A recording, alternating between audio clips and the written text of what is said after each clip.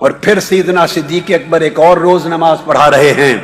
سہل بن سعد الساعدی راوی ہیں، قبیلہ عمرو بن عوف میں صلح کروانے کے لیے آقا گئے تھے. واپس آئے تو نماز شروع تھی. اب مجھے بتائیے، اگر نماز جاری ہو اور کوئی مفتی اعظم ہو، کوئی وقت کا کتب ہو، ابدال ہو، غوث ہو وقت کا، حتیٰ کہ سرکار غوث الاعظم ہی، نماز مسجد میں جاری ہو، پیچھے آئیں تو کسی کو اجازت ہے کہ وہ صفوں کو توڑتا چیرتا ہوا پہلی صف پر جائے؟ بولیے، ہے اجازت؟ نہیں. آقا علیہ السلام آئے، صفوں کو توڑتے چیرتے ہوئے، والناس فی الصلاۃ فتخلص حتی وقف فی الصف فصفق الناس، صفیں چیرتے ہوئے حضور پہلی صف پہ چلے گئے.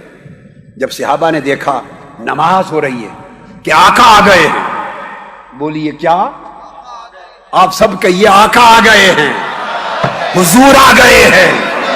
صحابہ نے کہا، یا ابو بکر صدیق، حضور آ گئے ہیں.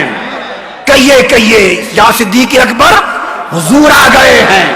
کیا کہا صحابہ نے؟ حضور آ گئے.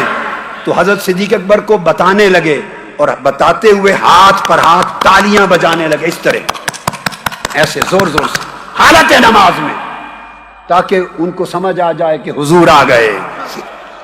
اب حدیث کے لفظ ہیں، کان ابو بکر لا یلتفت فی صلاتہ، وہ حالت نماز میں ایسے مست